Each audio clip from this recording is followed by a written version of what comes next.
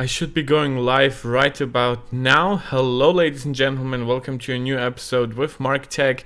This is a topic that I didn't expect to be covering today. Quite honestly, I didn't know when we would get more hardware news from PlayStation.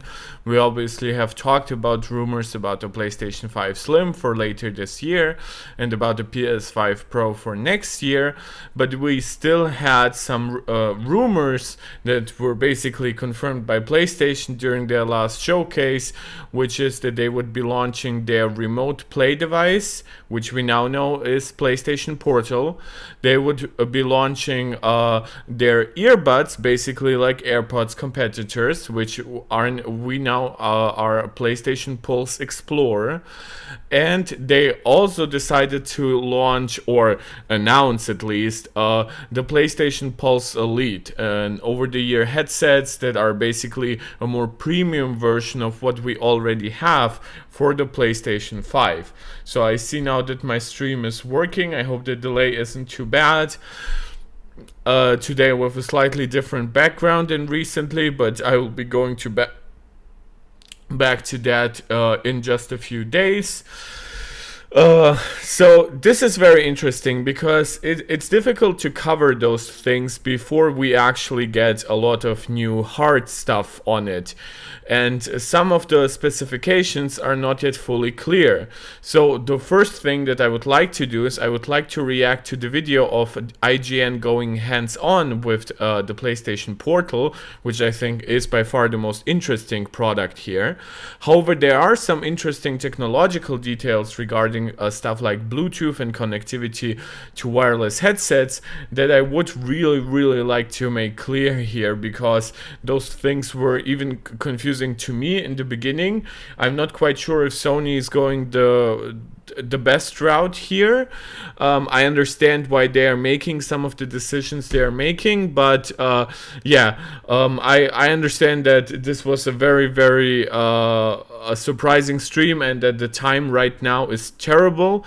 Like, most of my viewers are in the US, where it's pretty much the beginning of the workday at the moment, and the other people most others are either in the UK or Germany, which means they are either still working or just about to go off work. So I understand that nobody will be watching me right now, but I know that you like to watch my videos afterwards as basically as a VOD, and that's why I'm doing it, because afterwards I do have some plans, though I might make like a midnight stream depending on how exactly my plans pan out today. So without further ado, let's get into the IGN video, and then we will go to the PlayStation blog website and basically check what Sony is saying directly about those new devices. Please, I see we have 2 people watching. Please let me know if the audio quality is good, because I did have to like remix basically my microphone and the media capture stuff. I do hope it's still good. Hey, this is Bo Moore with IGN. I am here at PlayStation headquarters in San Mateo, California for a top secret demo. I cannot actually even tell you about it until we are in the room, so let's go check it out. Sony has a storied, if a bit neglected, history with handheld gaming.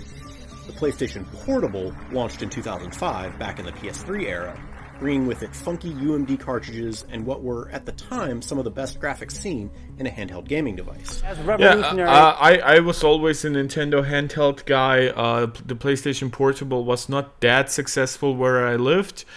So it never even occurred to me to get it at that point in my childhood. Overall, I do regret that the PlayStation Portable and ultimately also the PlayStation Vita didn't become the default handhelds in the market. Though they might have then at some point created a similar problem for Sony to how the success of the Game Boy and the DS, the 3DS, eventually took their toll on Nintendo Nintendo's home consoles. So that's actually a very interesting thing, because it resulted in the merging, which definitely came to the benefit of the handhelds, because the Switch, even though it's a hybrid system, is first and foremost a handheld in how it's constructed. I think if it maybe had like an external processor in the docking unit, then you could conceivably say that it's really a full-on hybrid with like all the bells and whistles of both handhelds and home consoles. But it's more like a more powerful handheld, which also comes just with the advancement of technology, just by choosing a larger form factor, by choosing to make it a little more expensive than you would traditionally make a handheld. So I wonder if Sony's handhelds, especially the Vita later on, became more successful, if that could have turned into a similar problem where they eventually would have to decide to merge their home consoles and their portables so as to get like the best basically results for their internal development studios. Though Sony is much less reliant on first-party software than Nintendo, because Sony has always been really good at getting third parties to support their systems, except for of course the Vita and stuff, which is why that system died. So yeah, let's see how they decide to tackle basically their lack of a handheld in the current market with the PlayStation Portal. As PlayStation, but in different ways. Its follow-up, the PS Vita, launched in 2011. It was beloved by its hardware. Such an amazing product, like OLED, like analog sticks. So good, so good. Can you imagine where we would be now if this had just continued on? Oh, such a shame. Hardcore fans, but never really got the developer support that it needed in order to carve out a meaningful hold in the handheld market. True. Ridge Racer. Ridge Racer. But now we're getting a new PSP. Sort of. The PlayStation Portal handheld.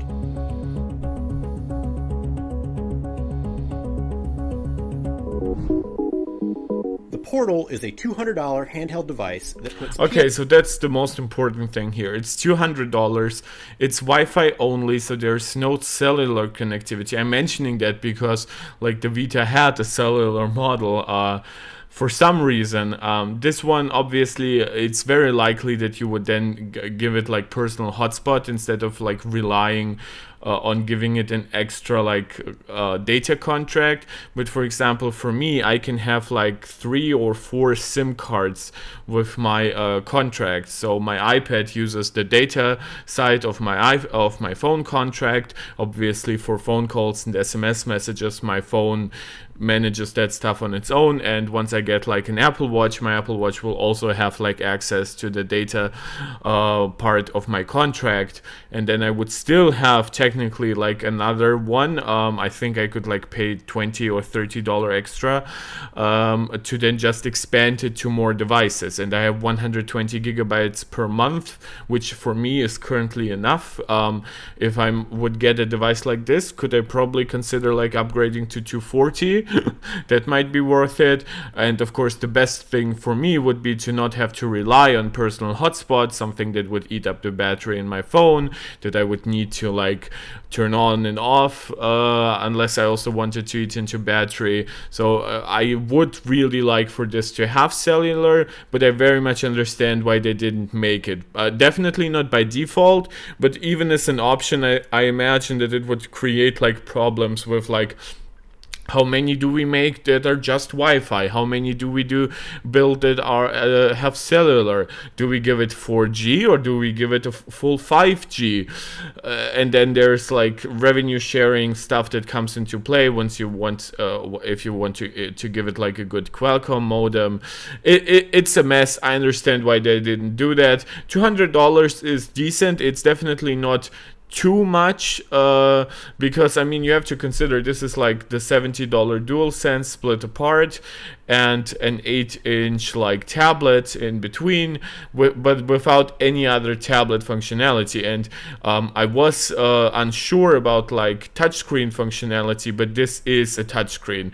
This is how it replaces like the touchpad portion of the DualSense with on-screen controls. Everything else, of course, is then still part of those handles.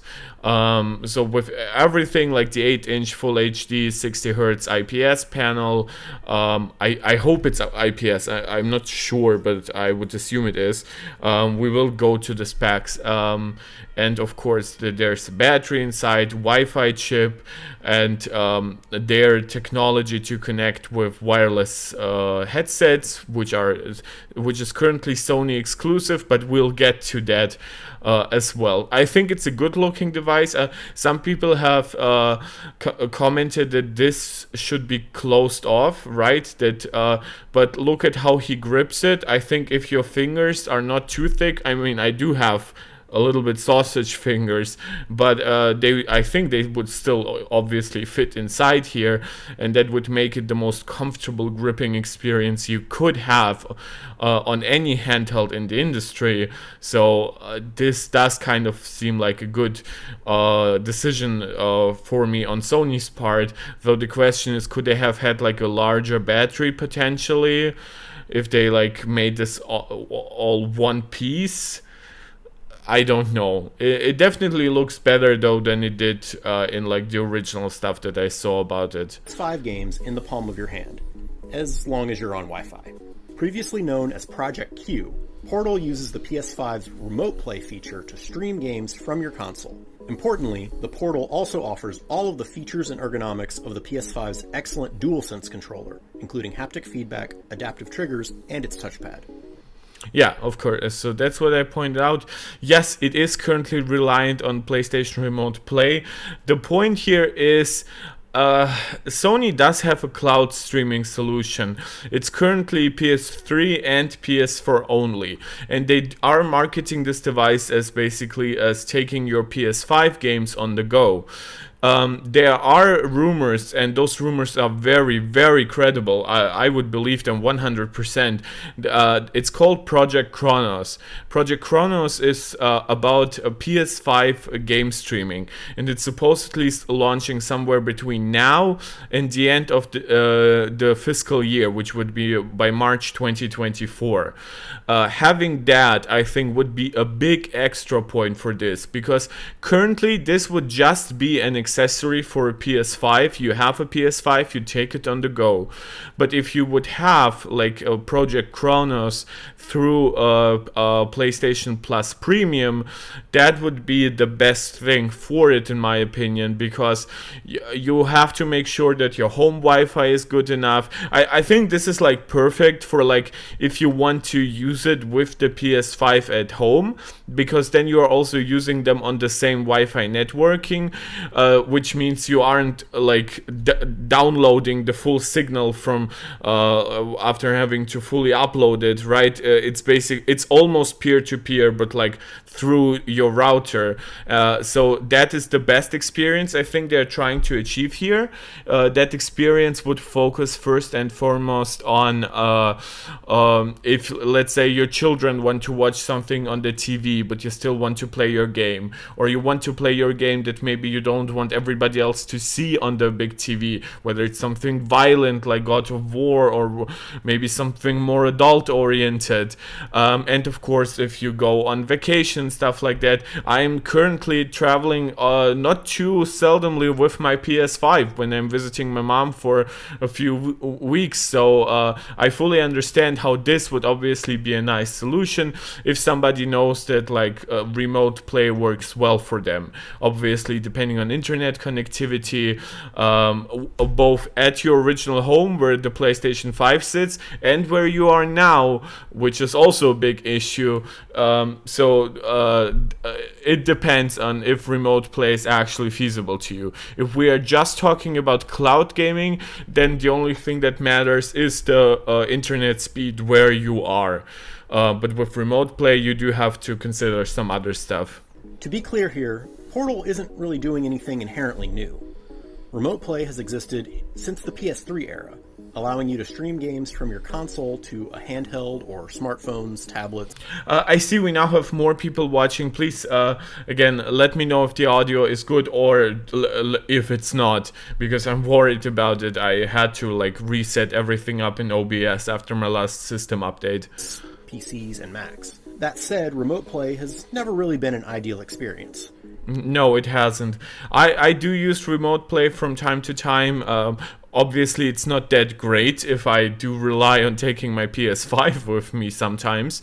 But it does its job decently well. I do wish it had like even higher output because I actually have pretty decent internet at my home. So I would much rather have like it attempt to like get really, really high quality output instead of downgrading it by default and then me having to work with like a bad image regardless of what my internet is. If it is adaptive, right, it does adapt down, sure, but its peak quality level is pretty low. So that's unfortunate currently with PS Remote Play. It's not bad though, and I do prefer it mostly over cloud streaming because it is my own setup. It's my own home screen, it's all the games that I have installed on my PS5, which of course is also, by the way, a limitation for remote play. If you have a regular PS5 with 800 gigabytes of storage, which out of which 670 are free, that limits you heavily on how many games you will be able to remote play. I have a 2 terabyte SSD inside, so I don't have any like storage anxiety on my PS5, though I am pretty soon gonna fill it up once Spider-Man comes out and everything else like Wolverine next year. I think after that I will have to like delete a lot of older stuff again, so even almost 3 terabytes can be limitation, which obviously is also something that true cloud gaming solves, because on an external server you aren't relying on how much space you happen to have in your own system. You're either compromising on visual quality, control setup, ergonomics, or some combination of the above. You can make it work, but it's not super convenient. So the goal of PlayStation... I would actually say convenience is like the least of problems with remote play. I think the only inconvenient part about remote play is the way you start it, where if your PS5 is like in rest mode, then it has to wake it up from it, which admittedly does take too long and is sometimes error prone, which I absolutely hate, because you never know where exactly the mistake is if at the next restart of the application it suddenly works. And I also dislike the idea of ever leaving my PS5 on for no reason.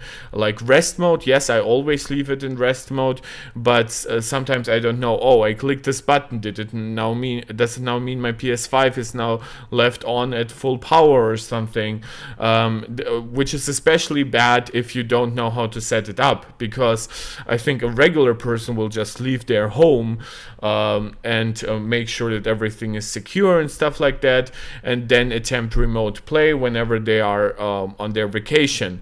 However, let's say you have your PS5 still connected to your TV, which I don't.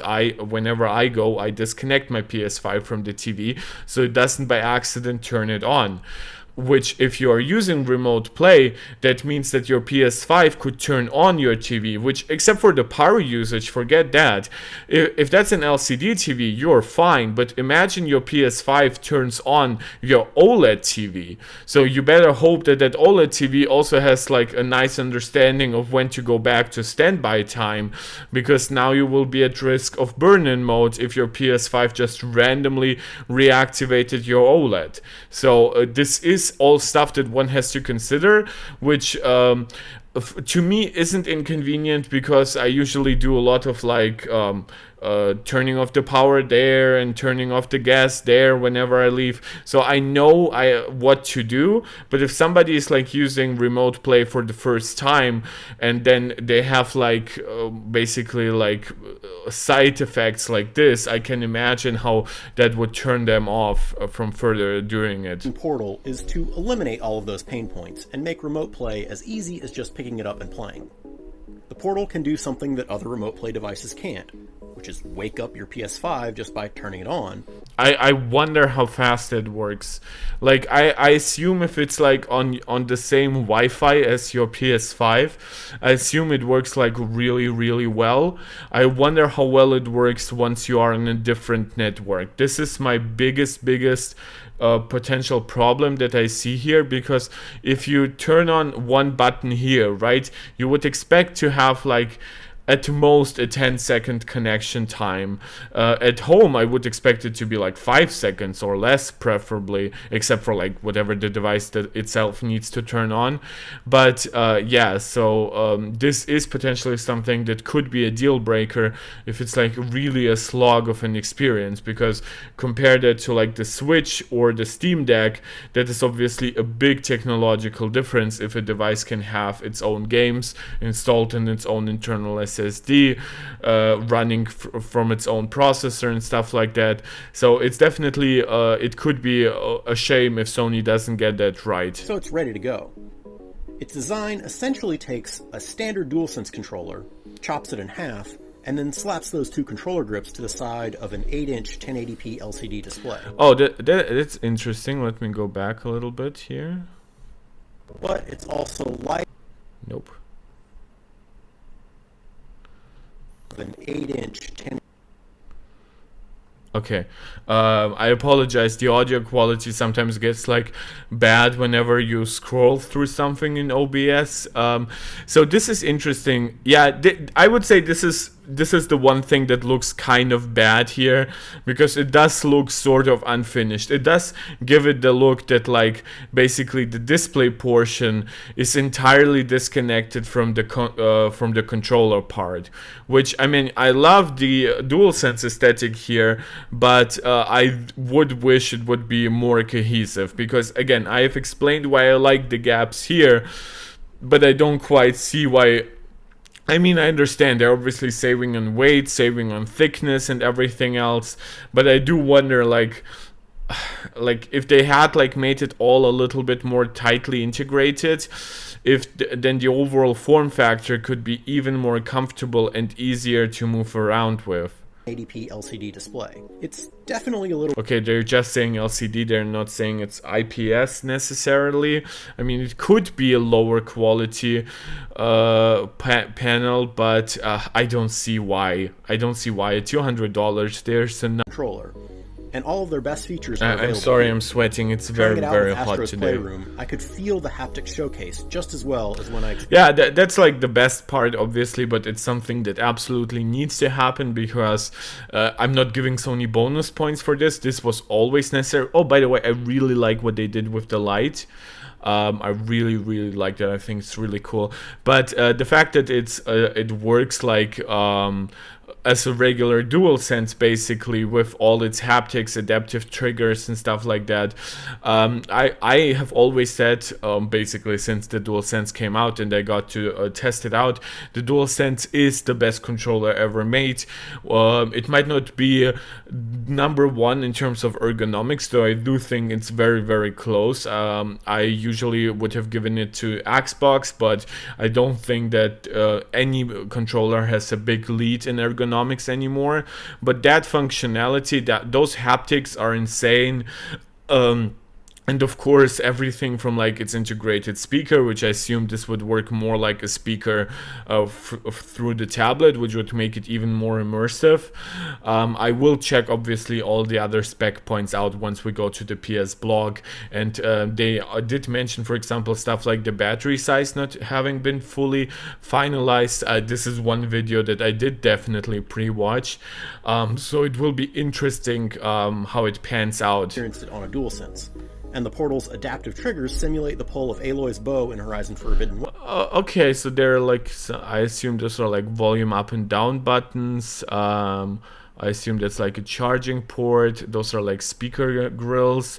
So it looks decent. Again, I don't like that there's just this big like thick part here, like basically a hunch back, and then here it gets like super slim. It gives it a little bit super slim, like the PS3 super slim. It gives it a little bit of an unfinished look, but I do like the upper portion. I just would have liked for it to be more cohesive. In exactly the same way. Even the DualSense's touchpad is available, though instead of the single center pad, There are 2 touch areas. Yeah, again, pre-watch, right? But I really think this is very convenient and similar to how the touchpad, obviously, when you're holding a regular DualSense, it's right where your thumbs are. Well, you can move them there, right? The fact that it encourages you to do the exact same movement, but in a more ergonomic form by putting them down below. That's actually awesome. I really, really love that. In the bottom left and right of the display where you touch it.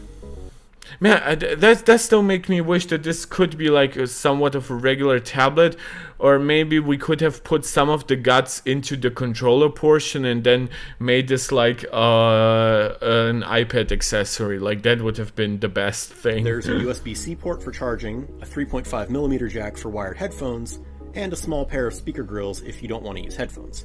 Yeah, okay, I do wonder if there are like speaker grills down below too. I would hope so for some stereo experience, though. I mean, it's $200. Like Sony's like DualSense Edge costs more, which by the way, like I think it's a big shame that the DualSense Edge is called Edge instead of Elite. I understand why they didn't do so because of the Xbox Elite controller, but now they have a Pulse Elite headset, which is weird because now we have like Elite, Explorer, and Elite, Explore, and Edge in basically their accessories like sub-naming scheme, which is so weird. Origin Unknown, very glad that you are here. Hope you are interested in this topic as well. I have already pointed out in my last few streams we're almost at 150 subscribers.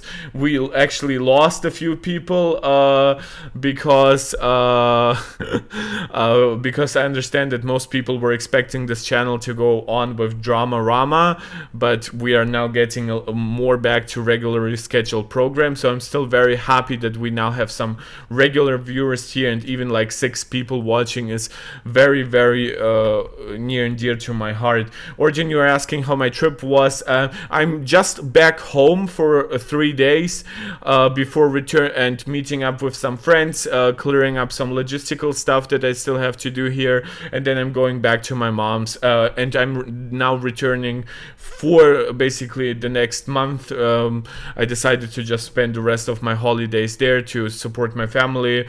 There is some like health issues in my family that I want to stay close to, so I am taking my PS5 and my PSVR 2 with me, and going back. So expect back on Friday or Saturday to the backdrop that you have gotten used to recently. Connectivity-wise, it supports Wi-Fi and PlayStation Link. More on that in a minute. Yeah, PlayStation Link is the one thing I'm really torn on. Front, the PlayStation Portal delivers. The 8-inch 60Hz LCD display succeeds at translating PS5 quality visuals into a handheld format. Colors looked bright. Should I say that it should have been OLED? Honestly, I know it sounds crazy, but this is a $200 device with Wi-Fi.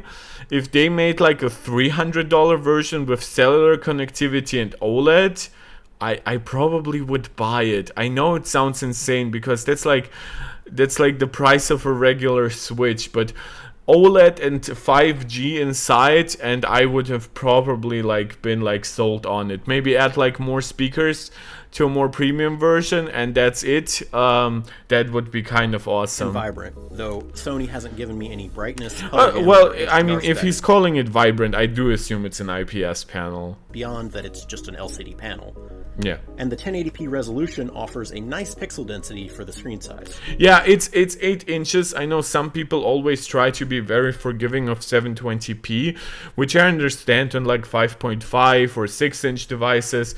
I can even understand a little bit of like 7-inch, but like everything above 7 inches being still 720p just doesn't seem right to me. You could then go with like 900p, which would be 1600 by 900, but that's not a standard aspect ratio. That would make no sense here, really. You would need some extra scaling in between the original PS5 image and what you're seeing on screen. you're much better off with just going with 1080p. Origin, you were saying you just wanted a PlayStation handheld, not the portable. I hit my phone. Your thoughts? Not a stream device. Well, the problem is that you cannot get a PlayStation handheld anymore. It's as simple as that. Sony's all of their internal development resources are focusing on their home console. Their home console is built on x86, which on handheld, sure, they could like use like an ARM APU, an AMD APU maybe, but it's not as efficient as one needs to be. Like, look at even like the Steam Deck, how large it is and how much problems it has with longer battery life, even with like a 720p panel. You would need an ARM chip to make it really work well as a handheld, which is what the Switch does, and that would entirely split up their internal development resources. I've covered that in the beginning of the stream, where I have said that like if they had both the Vita and the PlayStation 3/4 be a success, we might actually hit problems right now, because they would need to look at how they unify their internal development resources. As for an absolutely regular handheld, I honestly don't think this will ever happen. At some point, I could see maybe like, let's say like portable technology on like 2 nanometer. You could probably replicate the performance of a PS5 in a relatively biggish handheld. It's difficult to predict this, because 3 and 2 nanometer are not as big of jumps as 7 and 5 nanometer were. So I wonder if Sony could build a handheld that just plays all PS5 games, but by the time that happens, we would have the PlayStation 6 on the market. And then we would also need like new settings, because the PlayStation 5 is like tuned for like 4K and stuff, so we would need to have all games have like 1080p modes.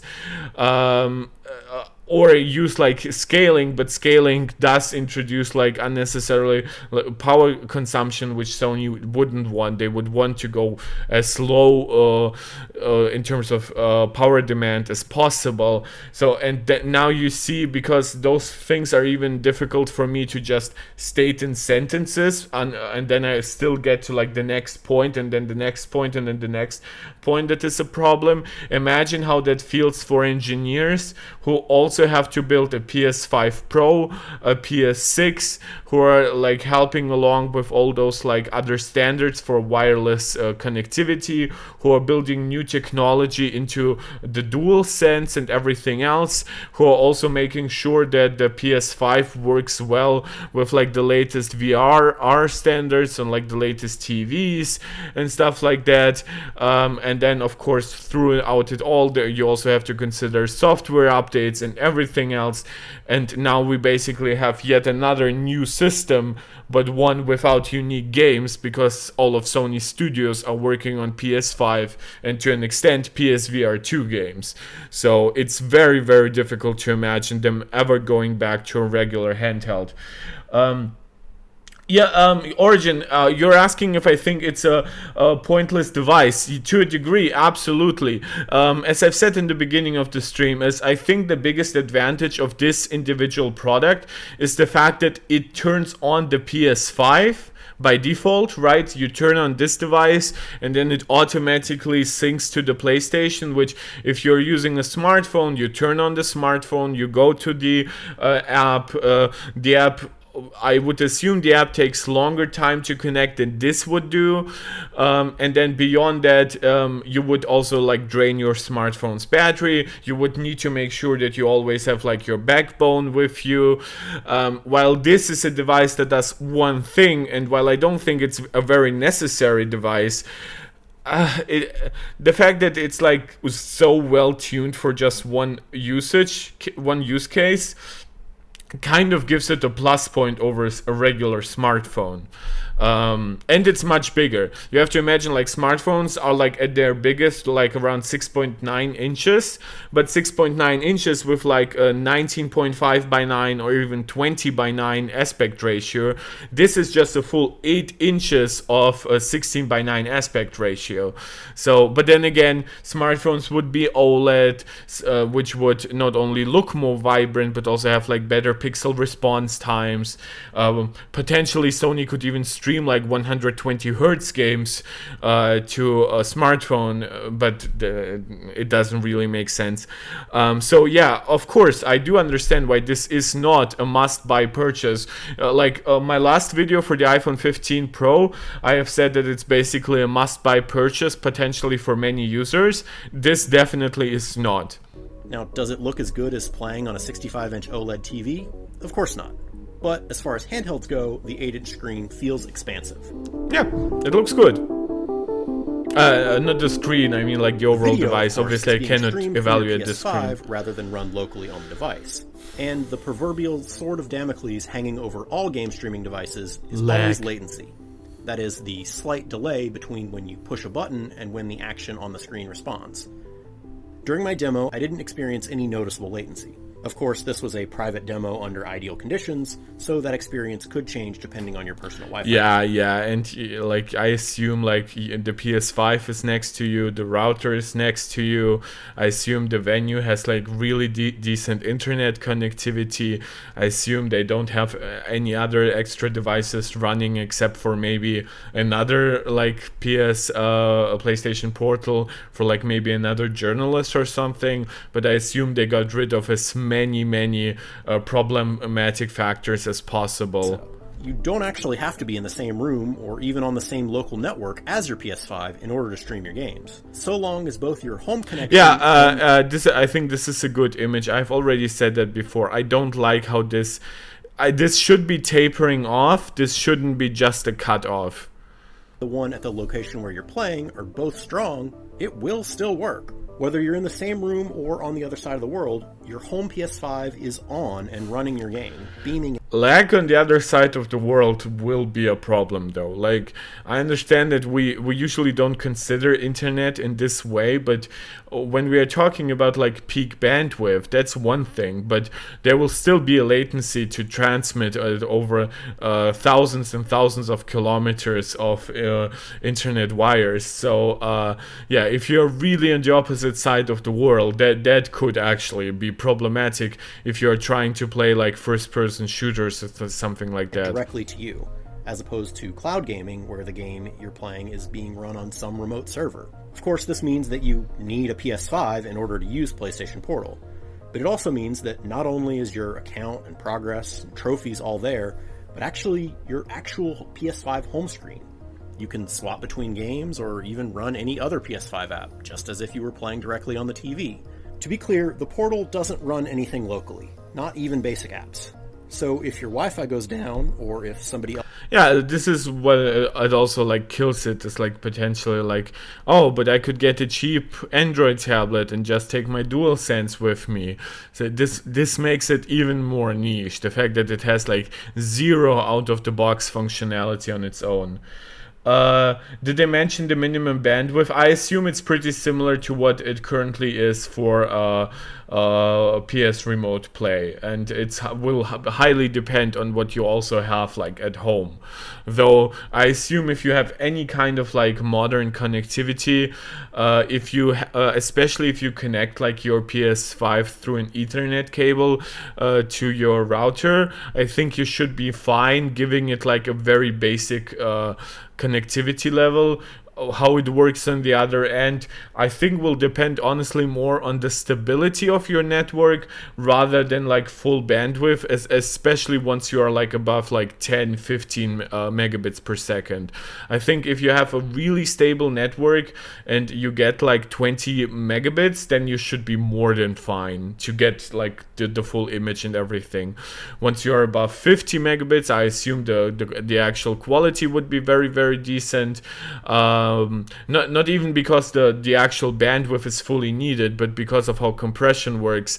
It deals far better with errors in like streaming.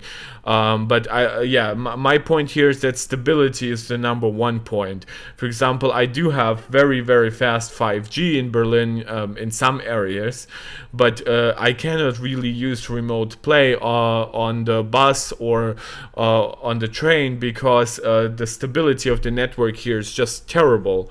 And those hiccups, they not only do they kill like internal gameplay fluidity, but they could legitimately cause you to disconnect even for like half a second, which obviously would require you to then connect again, and that's just not a fun experience. So this is why I kind of understand why people are asking for a regular handheld and not so much for this, but this is kind of what we're getting. Else wants to use your PS5, it is not going to work. Valid but not sound. Interesting.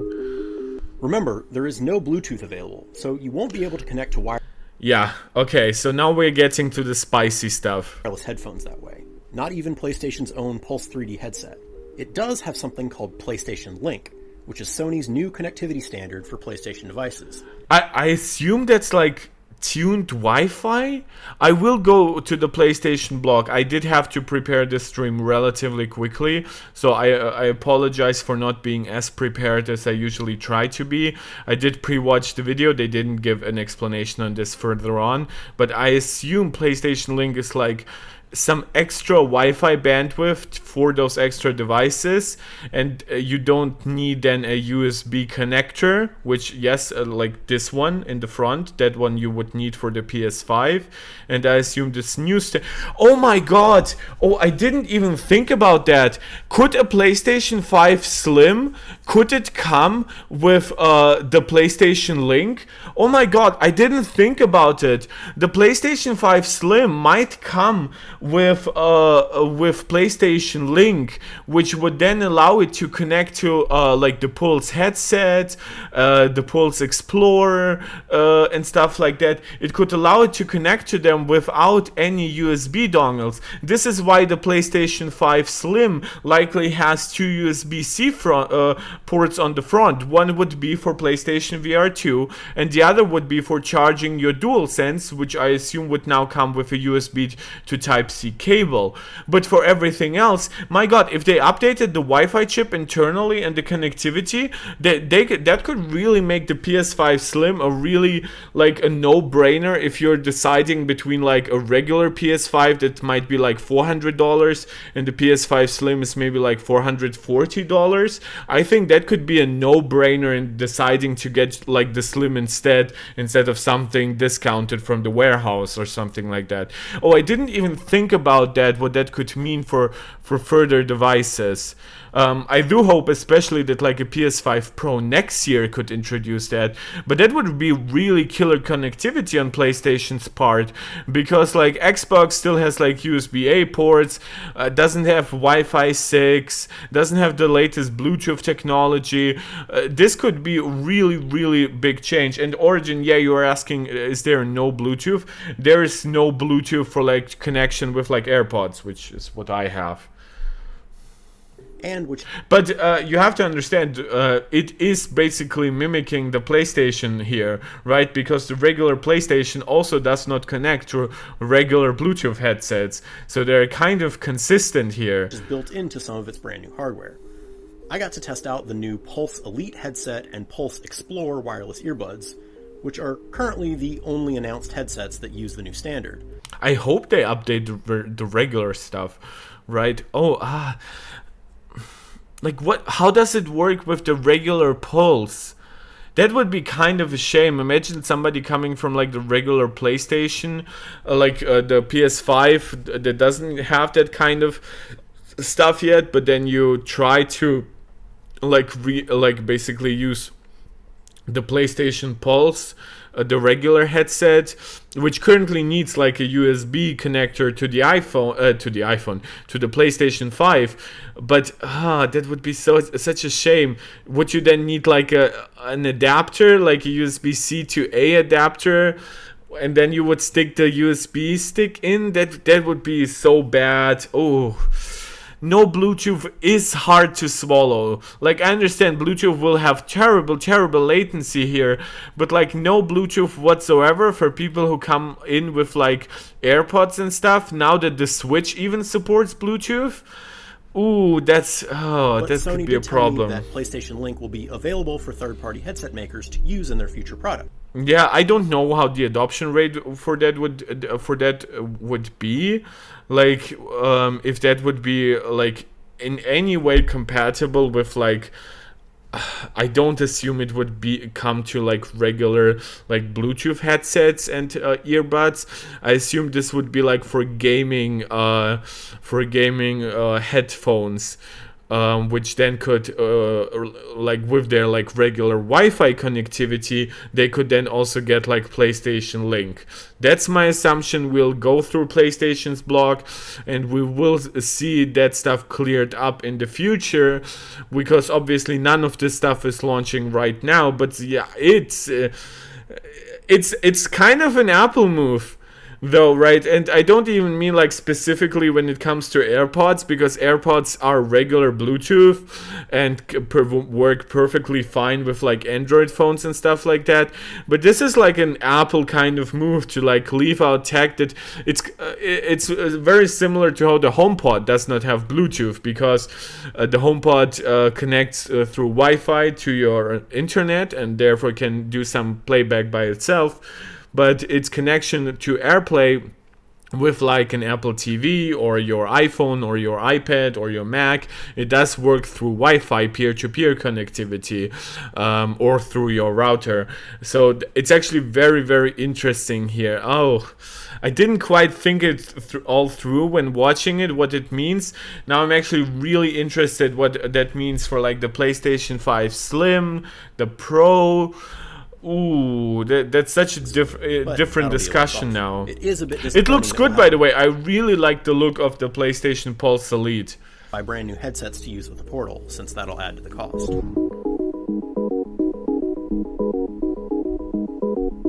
Battery life is another big question mark. The Portal's battery size hasn't yet been finalized, so Sony wasn't willing. Yeah, so that's also bad.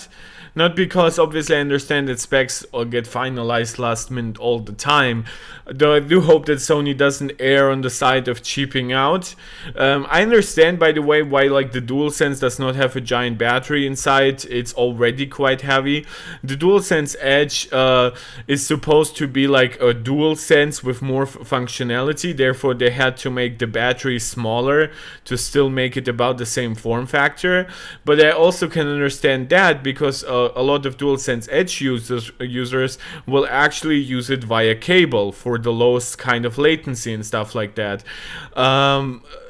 Here, it's a little bit of a different discussion. I understand that you would want to still keep it somewhat lightweight, but that could really backfire. If people come out and say, like, this has like 3 hours of battery life, this is that on arrival. I don't see any potential for it to sell decently with less than 5 hours of battery life. 6-7 hours would be much more ideal, and if this thing could deliver 8 hours, I think it actually has a chance on the market. But if it's like 4 or 5 hours, that's already really, really borderline for most people. And I do mean, by the way, with like decent like brightness and stuff. I understand you could probably turn off like all the haptic stuff, turn the display to the lowest brightness level and get like decent battery life, but those are the compromises that you like. At that point you would rather use it on your phone with an external battery pack. To make any estimations for how long you'll be able to play untethered without a power. By the way, big heart to a new subscriber. The Portal should have significantly more longevity than something like the Switch. Origin, you're saying better have 6 hours of playtime. Yeah, I think 6 hours is kind of the line for me, because 6 hours is like, I would say it's like 3 playing sessions, right? You play it like on the train, maybe with like personal hotspot on your way to work. You maybe pick it up at lunch break. Then you're going back from work, or let's even say school in this case. This would be far less than 6 hours, but I would, for one, it would need to last through that at full brightness and everything else. And then once you get home, I would still expect it to have like a decent amount, like let's say 30, even 40% of battery left, so that if you sit down and play for 1.5 hours more, that it would still work fine, right? I don't want to be constantly having to connect it to like an external battery pack, because the problem then arises, you need personal hotspot and you need an external battery pack. Now you need so much extra for this device, then it really kills its usability. Do you know what I'm saying? This is why the Switch, even with like its abysmal processing power, this is why it can succeed. It has decent battery life now with all the revisions. With the Switch OLED, you can get one with a really good panel and stuff like that. And of course it has all the games. There's a lot of convenience there. Like if you get like an external battery pack for the Switch, that just makes it better. It doesn't put it too usable. On the original Switch, yes, before the processor revision, I would say that I honestly don't know how people got through the day with it. But overall, I think the Switch is now in a good place. When we are talking about a streaming only device, there can be no question about like, oh, but the next generation will be better, or there will be like a mid-gen refresh that does it better. No, it has to come out with good battery life right out of the gate.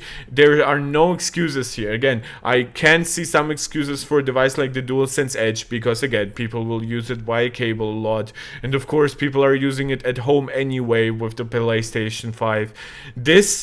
This needs to have good battery life. 6 hours. Origin, you're saying it very well. Yes, this is kind of the cutoff point.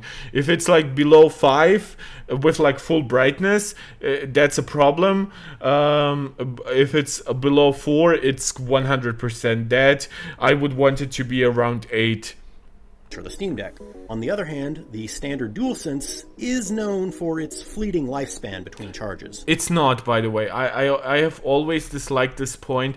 The reason why the DualSense has relatively low battery life in comparison to the Xbox controller, let's even compare it not to the battery, to the regular battery Xbox controller, but let's compare it to the lithium-ion version with the accessory there. Like you can like, for one, you can tune down the brightness here, and you can turn off the haptics and stuff like that. All features, by the way, that the Xbox controller doesn't have to begin with. And adaptive triggers are also known to consume more battery. If you turn all of that off, you're actually left with a device with a longest battery life. The only problem is, why would you? Those are awesome features, and you are like, I have 2 DualSense controllers. I have with the charging station, and it's so easy to just plug them in and out of the charging station, and I will never have a gaming session uninterrupted for like longer than 5-6 hours. And I have never had problems with a fully charged DualSense to reach that. The only game that I think could have problems reaching 6 hours would be Astro's Playroom, because it's so demanding on those features.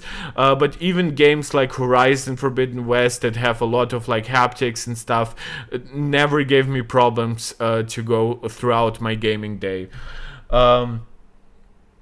Origin, then we get good battery life and 5-watt charge. Yeah, the charging speed of this device could actually be interesting, because it's so thin. I wonder how much cooling they could actually give to the internal battery.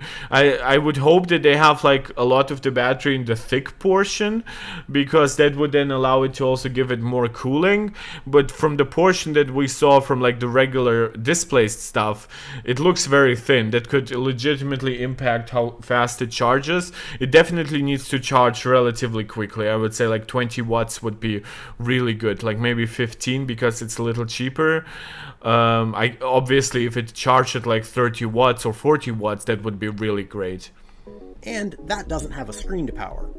We'll be sure to test that out once we have the finalized PlayStation Portal in for review later this year. Wi-Fi? What? Now, the last question I know a lot of people are wondering Wi-Fi. Is, who exactly is this device for? It's $200 for a remote access window into your PS5. And at that price, honestly, I kind of get it. for the times when somebody Yeah, calls. as I've said, like, and I would even get it for 300 with OLED and cellular. But obviously, again, I am the kind of person who is asking for PS5 Pro. I'm the kind of person who is asking for like even smaller revisions where we just get like upgraded Bluetooth and Wi-Fi specs and more efficient processors, so that people who buy a new product will always have the best kind of product on hand. This is why I support annual updates for even like devices that might not get very exciting updates every year, like the Apple Watch. So I am in support of having this option. I hope that they don't go overboard and embarrass themselves by really, like, I don't know what their internal projections are to sell this stuff. I assume they know it's kind of niche, but I do hope that this doesn't turn into a bullshit like console war shit on the internet of like, oh look, Sony's not selling their PlayStation Portal. Yeah, because believe me, this shit doesn't matter in comparison to the regular PS5. Wants to use the TV, or maybe you have small kids in the home and you don't want to put God of War on the big screen. Yeah, all good reasons, or all maybe reasons you that just I've want to be listed able to play in before. a different room without buying another full-on TV. In that scenario, the Portal offers a I think it compelling looks use good case. though. And while it's not quite as portable for on-the-go gaming as a Switch or a Steam Deck, it's less expensive, and it does let you keep playing your PS5 while out of the house, so long as your destination has decent internet. Yeah, You just probably which, shouldn't by keep the on way, like I've pointed it out in the beginning. I've mentioned Project Kronos, which would be PS5 streaming. What I wanted to say there, I think I kind of lost my train of thought there, was I think the reason why they aren't advertising it to work with PlayStation Cloud is because currently PlayStation Cloud is limited to PS4 and PS3 games, but this device is designed to mimic the PlayStation 5. So I think once they have PlayStation 5 streaming, they would make it obviously work with it. If it doesn't, then this device is completely dead. Imagine if like in November Sony announces like Project Kronos officially and it's like PS5 streaming. It's actually 4K downscaled to like 1080p. It works really well with all the native modes. Maybe you could even use like the 120 hertz modes to then stream like really high fidelity, like not in terms of quality but low latency, 60 fps. So that could work, but you would need to make this device compatible with it. I know it's right now currently it's like tuned for like your PS5, but it has to even have some kind of like menu, right, where you would go to and for one you turn you manage your Wi-Fi settings depending on your network changing, and then you are also like choosing your PS5, you're logging into your account. So it does have to have some very basic functionality here that would also of course work well for cloud. So I assume then the main interface would at that point be a settings app and the app for remote play and the app for cloud streaming. And I think you could then maybe set a default, like if you have a PS5 and you know you're happy with remote play, that maybe turning on the device automatically results in remote play being activated, your PS5 being activated, and you going right back to where you were. However, if you either don't have a PS5 but you're choosing to pay for PS Plus Premium, or for example if you know that your PS5 currently doesn't have good upload internet, then you could go with the cloud stuff. So I know why they aren't mentioning it right now. It does leave some room for like really bad interpretations, like it potentially not working with PS Cloud, but it has to. It just has to. Don't you think so, guys? Wi-Fi being strong enough to handle the connection. Let us know what you think about the PlayStation Portal. Okay, so this is over. So now we are going with my Mac, and we are going to the PlayStation blog. So the PlayStation's first remote play dedicated device, the PlayStation Portal Remote Player. I do call it just the PlayStation Portal. The remote player part is both redundant and it's longer. And it launches later this year at $200. $200 or 220 euro, which again has to do with like the fact that in the US the taxes are not included in the sales price. In the EU, they're forced by law to include that in the pricing. Pulse Explore wireless earbuds and new Pulse Elite wireless headset revealed. They feature lossless, low latency audio using new PlayStation Link technology. So this is the one thing that I didn't yet get to read up on a lot. So we will now be exploring this together, basically. I hope I'm not cutting off too much of the screen while the text is still large enough. So since launching PS5, we've been amazed to see how players around the world have embraced the generational leaps we made in the gaming experience. Heightened feeling of immersion delivered by haptic feedback, adaptive triggers, all in the DualSense wireless controller. The PS community continues to give us a reason to challenge ourselves, bring new innovations, and that's why today we are showing you upcoming hardware products. In May, we gave a quick peek at our dedicated PS5 remote play device, now called PlayStation Portal. I always find it funny how companies are bringing out products where they don't know the name of yet. I am an Apple user, so this is very bewildering to me, but I understand that in the gaming space that's not too unusual. And our first wireless earbuds. It's interesting, they're calling that is their first wireless earbuds, which I assume that means that they are now very much directly connected to the PlayStation branding. Obviously, Sony has a ton of other earbuds over the years, but for them, the Pulse Explorer is the first PlayStation one. I don't know how much tech they have from like the XM series and stuff, but I do hope that the audio quality is good, and I do genuinely trust Sony with that kind of stuff. And being under Sony is kind of the best thing for PlayStation when it comes to accessories like this. Today we are pleased to share more details and reveal a new PlayStation over-the-air wireless headset, the Pulse Elite. So the Pulse Elite and the Explorer use like this PlayStation Portal technology. Wait, do those devices not also connect to the regular PS5 with PlayStation Link? Because they're saying it connects to the PS5 and the PlayStation Portal, but let's see, because they have shown the USB adapter. So let's get first to the PlayStation Portal remote player and see how they summarize it. It brings the PS5 experience to the palm of your hand. Well, not quite, it's two-hand grip. It includes the key features of the DualSense wireless controller, including adaptive triggers and haptic feedback. It's an 8-inch LCD panel. It is capable of a 1080p resolution, which I assume that means that they know that it will not always display in like native 1080p at 60 fps, providing a high-definition visual experience that expected from the high-quality games created by world-class developers. PlayStation Portal is the perfect device for gamers in households where they might need to share their living room or simply want to play PS5 games in another room of the house. The PlayStation Portal will connect remotely to your PS5 over Wi-Fi, so you will able to swiftly jump from playing your PS5 to your PS Portal. It also includes a 3.5 audio jack. It uses games that are installed on your PS5. PSVR 2, which require the headset, and games that are streamed through PlayStation Plus Premium's cloud streaming are not supported.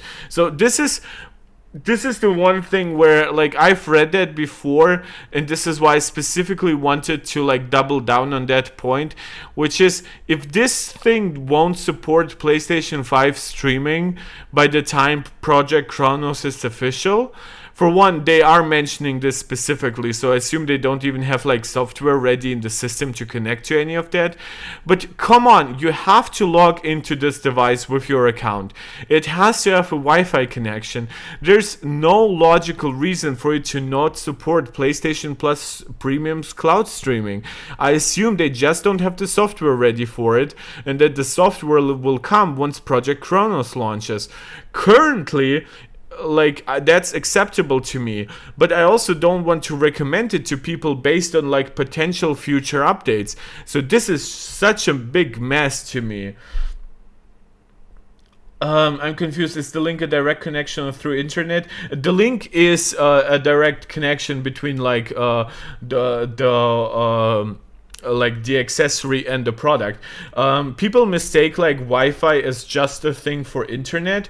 Wi-Fi is a big thing for like audio connectivity, peer-to-peer data transfers. For anybody who uses Apple devices, AirPlay and AirDrop work over Wi-Fi. You don't need a Wi-Fi router for your device that has a Wi-Fi chip in it to engage in a peer-to-peer connectivity with another product. And Wi-Fi has much higher data throughputs than Bluetooth, and it also has like basically no lag in comparison to Bluetooth. It's technically still higher than if you were using a cable, but it's sufficiently low enough for almost all kinds of usage. The main point here being that because it's gaming and gaming requires low latency audio, this is what Sony is focusing on and why they're not giving it regular Bluetooth. So don't mistake me saying it uses Wi-Fi for connectivity as it's using the actual internet for connectivity with those Pulse accessories. Which is interesting because it might make Sony consider at some point giving like the PlayStation controller. I would assume they would still keep Bluetooth around in it for like using it on a PC or like a phone, but like a DualSense eventually with that technology would allow for like the lowest latency connectivity you ever had with a controller. Yeah, exactly, Origin. It's when phones do like hotspot and Wi-Fi system to share files. Exactly. Yeah. So the PlayStation Portal is $199 USD, 219 euro, or 200 pounds, or 29,980 yen. We'll have more details soon and when pre-orders begin for PlayStation Portal. For one, when I looked at that image, it almost made me wonder if this was like a shorter PS5. I don't know why. I know it's not, but yeah, my mind started playing games with me because I'm so ready for the PS5 Slim to come out. And again, I'm only colloquially calling it the PS5 Slim. I don't like people calling it the PS5 Slim, but that's what people understand. Like, please watch the latest video from Mystic Ryan on it, who's also complaining that people are calling it the PS5 Slim, even though Slim has always been the naming used by the community. For Sony, those things have always been slimmer revisions, but they have always been the PlayStation 2, the PlayStation 3, the PlayStation 4, and now the PlayStation 5 to them. Calling it Slim and expecting it to be slim because previous generations became more slim, that's on you, man. That's not something that Sony ever promised you. So, the Pulse Elite wireless headset and the Pulse Explore wireless earbuds. They are the latest PlayStation wireless headset and earbuds, so they're specifically branded as PlayStation, not just Sony, bringing next level audio performance to the gaming experience. The Elite this is the Elite, by the way. I love the look of the Elite. It's our new wireless headset that offers lossless audio and comes with a retractable boom mic and AI-enhanced noise rejection capable of filtering background sounds. A charging hanger is also included with the product for a convenient charging and storage option. The Pulse Explorer is our first set of wireless earbuds, again differentiating themselves from Sony in general, providing a premium portable audio experience with dual microphones and AI-enhanced noise rejection capable of filtering background sounds. So it does have noise cancellation, I assume. It also offers lossless audio and comes with a charging case. Yeah, that you need a charging case for earbuds. So the Pulse Elite and Explore will be... I don't like how they like bundle them together in like the sentences here, because I would like just coverage on them in more individually. They will use they were the first PlayStation audio devices to use custom designed planar magnetic drivers for an audiophile level listening experience normally found in premium headphones for professional sound engineers. So that sounds very, very promising. Obviously I will not be reviewing them right now, but I could imagine myself like buying maybe the bigger ones, the Elite, and doing a review out of them and then potentially sending them back, because I'm not such a big fan of headsets in general. I use my AirPods and that's enough to me. Origin, it doesn't support their streaming service in future, then product is very, very niche. Yes, exactly. This is what I'm saying. I understand why they're mentioning it right now. I assume it's not even ready yet. But oh my god, this would be such a shame if they don't even do that. The headphones look cool. I'm 100% in agreement with that. I like this design decently well. I do like it, and I better audio quality. That's great. We're pleased to be one of the first company to provide wireless earbuds to the mass consumer market using planar magnetic driver technology. So that's really, really good. They're part of our ongoing efforts to amplify the audio experience in gaming and make the gameplay experience more immersive through enhanced sound. The Pulse Elite will be available for $149. That's really good. That's just $50 more than the regular Pulse. I assume that would be like... that is also happening now that the regular Pulse is like rarely ever $100 unless you buy them through the PlayStation Store. You can mostly get them very easily for like $80, and at that point $150 is like a larger difference than just $50. But I still would have a hard time seeing how anybody would not just choose the Elite over the regular Pulse. And they're even keeping the euro prices nominally the same as the US dollars. So did you see how like the remote play device went from like 200 USD to 220 euro? You would assume that it would go from like 149 to 159 euro, maybe 164.99 or something like that. No, I think the euro price here is actually super duper attractive. And in fact, when you look at the Pulse Explore, those are $200, which makes sense that you need to have like the charging case. You do have both of those both of the earbuds, so yeah, it kind of makes sense. But they do translate from 199 USD to 220 euro and $200 Great British pounds. Those prices, by the way, together with the almost 30,000 yen, those are the exact same prices as the PlayStation Portal. So it kind of puts the PlayStation Portal pricing into perspective, because the PlayStation Portal does have the screen, it does have the DualSense, it does have its own speakers. Those are just earbuds with a charging case. So that kind of makes the PlayStation Portal look like a better deal when you compare it with that. So we'll have more details to share soon. I assume until the end of the year they still have time. I would expect it like by October to get some news, so that by holiday they're fully like being sold, including when pre-orders begin and launch dates. Yeah, I also assume that like launch dates will like vary across the world. I assume they will like start with a traditional like Western centric launch together with Japan, and other markets will then like wait a little longer. PlayStation Link. This is probably both the most controversial but also the most interesting part here. Pulse Elite and Pulse Explore connect directly with PlayStation Portal by leveraging this new wireless audio technology called PlayStation Link. This innovation delivers low latency, lossless audio and easy switching between multiple PlayStation Link hosts, such as PS5 with the USB adapter and PlayStation Portal. Okay, so my hunch was correct, because they've also shown that like with images in like the IGN video. You need a USB adapter to use them with the PS5. PS5. That goes for all like headsets currently. Basically, I've bought like myself a pair of SteelSeries headphones not too long ago. I then gave them up because they were really uncomfortable. They got like really hot on the ear.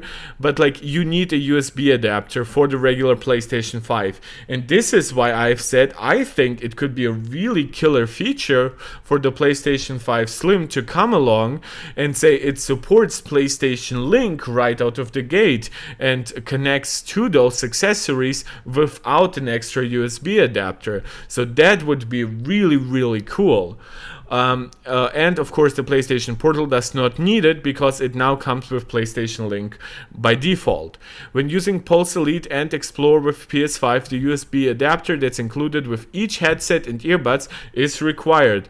The PlayStation Link USB adapter will also be sold separately as a standalone item, can be used on PC and Mac, so that's really good. Sony is still trying to appease basically like third-party people who use anything other than a PlayStation. So player can connect Pulse Elite and Explore to experience the same lossless and low latency audio. Pulse Elite and Pulse Explore can simultaneously connect to a PlayStation Link supported device, which includes PS5, Mac, or PlayStation Portal, and a Bluetooth supported device. For example, Pulse Explore can be connected to PS5 via the USB adapter using the PlayStation Link, and also to a mobile phone through Bluetooth at the same time. So this is very interesting. Those devices do seem to have especially the Pulse Explorer. I wish they would have just said yeah, okay, they both have Bluetooth.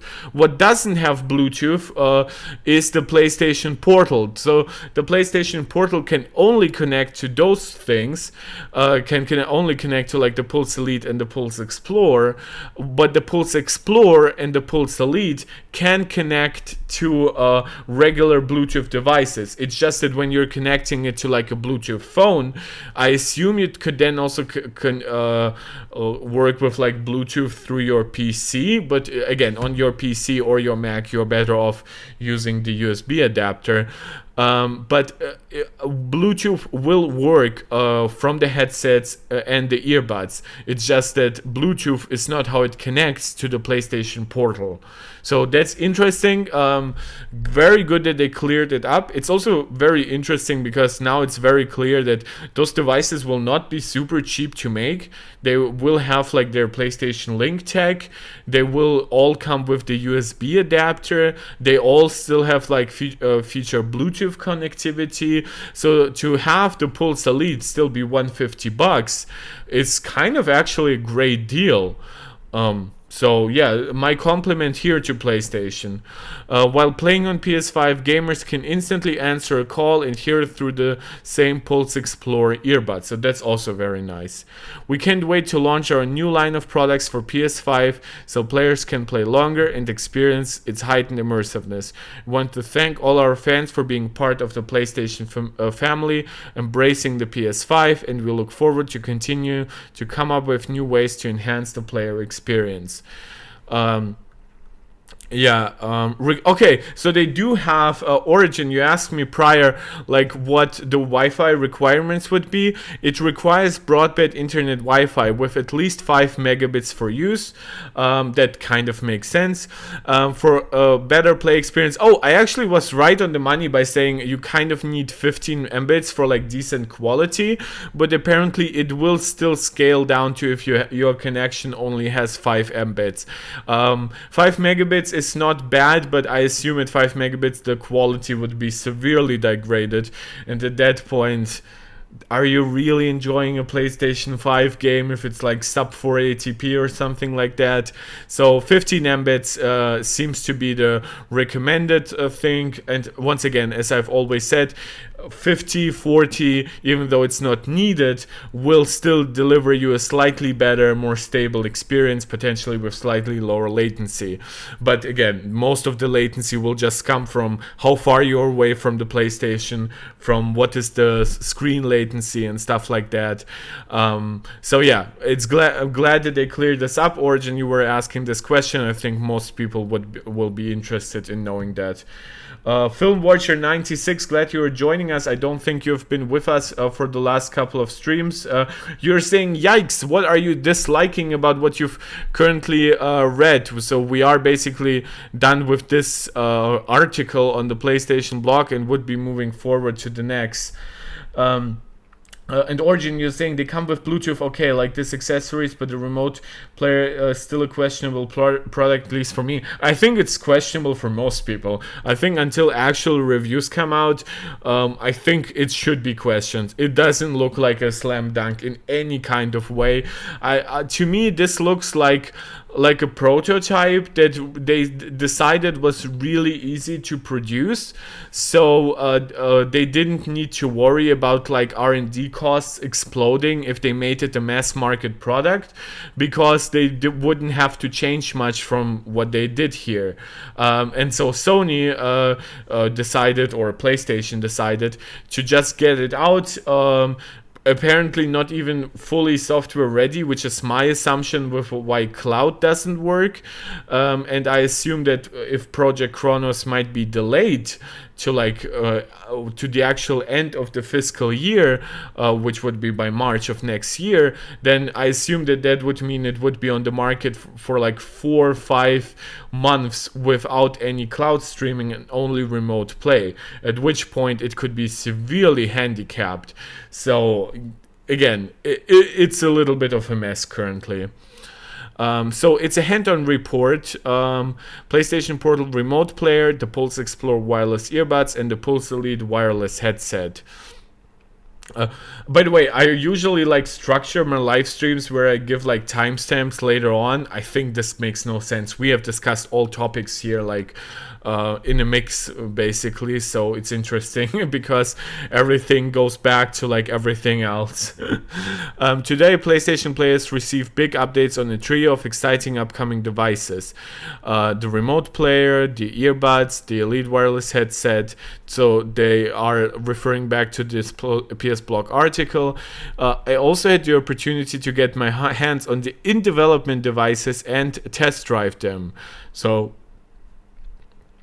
what is like this person's summary on the PlayStation Portal remote player? It's formally codenamed Project Q, which is, you should never let people know this. Like, they should have just held off on announcing this until this. Letting people know about Project Q was so unnecessary, and then they showed off the earbuds but not the Pulse Elite. As an Apple user, don't do like project shit. It just confuses people. Origin trying to buy an Alienware, so I don't think I'll join PS5 crowd this generation. Well, this generation will be long. This generation will be until 2028. But I do understand why, especially if you also need something for work, like a powerful PC or something, or if you have like games that are only on PC, why you won't be necessarily rushing out to get a PlayStation 5. Though maybe in a year or so, like the new PS5 Slim could then be like severely discounted by the time the PlayStation 5 Pro comes out. So maybe you would be like interested in like a $350 PlayStation 5 Slim. Like maybe that could then be attractive to you. So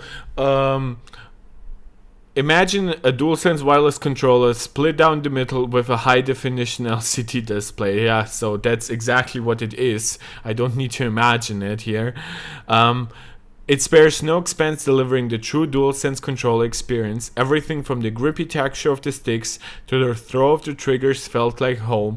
It should be mentioned that those are probably like not like the latest like I assume this would still be like prone to stick drift, which on this kind of product could be a little bit of a mess.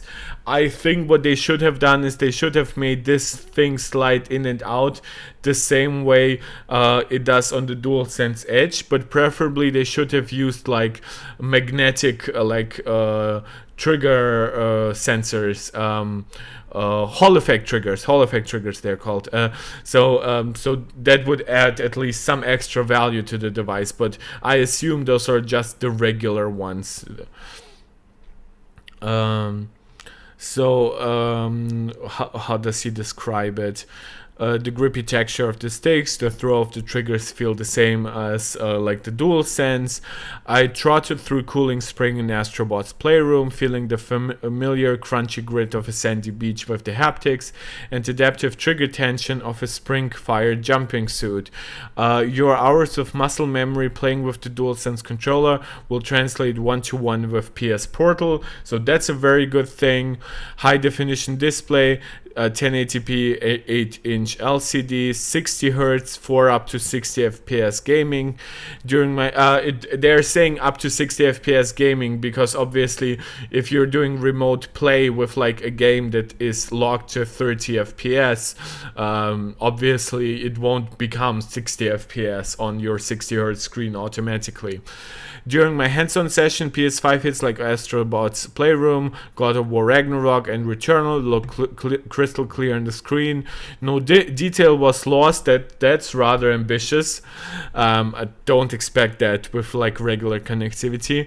From the dark alien ruins of Returnal to the bubblegum bright, cheerful tech platforming stages of Astro, the generous size of the screen. By the way, I know some people have asked why this isn't like smaller, why this isn't like 7 inches like a Nintendo Switch or like a Steam Deck. I assume part of it is because 8 inches with full HD, for one, I assume like 1080p is like easier to get at like 8-inch sizes than 7-inch sizes. But the other point here is that it's a larger panel, and the games you're playing are not built for a handheld. They're built for a large TV. So everything will scale down. And if you have like text on the screen, if you have like menu control elements, all those things would really, really suffer if you went to like a 6-inch screen or something. 7-inch would be really borderline. And 8-inch, I think, is a really good decision. 1080p, everything can scale well, and no on-screen element would become artificially too small. Yeah, Origin, you're saying 350 would be decent for like a PS5 Slim. Yeah, this is why I'm saying the PS5 Pro should be a really good potential for Sony to just push a lot of regular PS5s to people, because enthusiasts will just go for the Pro regardless. And at that point, they would really start facing competition from like the Switch 2 and from slightly updated like PC parts, where I assume at $400 you would be able to get some crazy powerful stuff. So this is where I think that getting as many PS5s to people while the PlayStation 5 experience is still like relatively exciting by technological standards, I think that's really would be a really smart thing. And this is kind of like, yeah, this is just an accessory. This is not something that is going to make or break like Sony's sales strategy for the PlayStation 5. So this is why also the pricing for this device kind of doesn't matter, because nothing else depends on it. It depends on the PlayStation.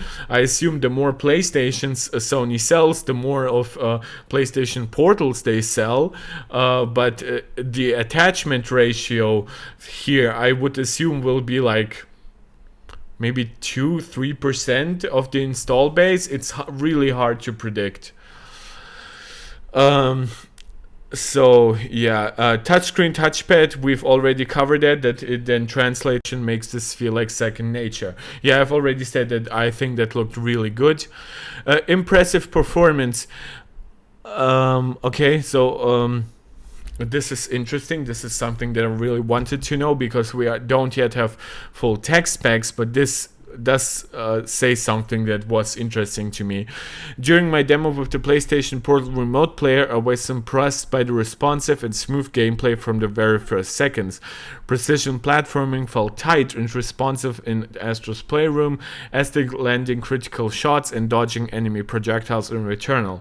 Tapping the PlayStation button and navigating to the PS5's home menu provided the exact same intuitive experience we've come to know and love, and it looked clean and clear on the 8-inch display. Additional context: the PlayStation Portal was connected to the same local Wi-Fi network on the 5 GHz band channel. Okay, so to anybody who doesn't know, most Wi-Fi networks are split between 2.4 and 5 gigahertz.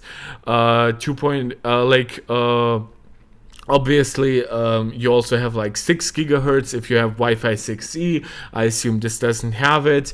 I wasn't sure if this might have only like 2.4 gigahertz. It's very good that it does have 5 gigahertz. They don't specify the actual Wi-Fi specification.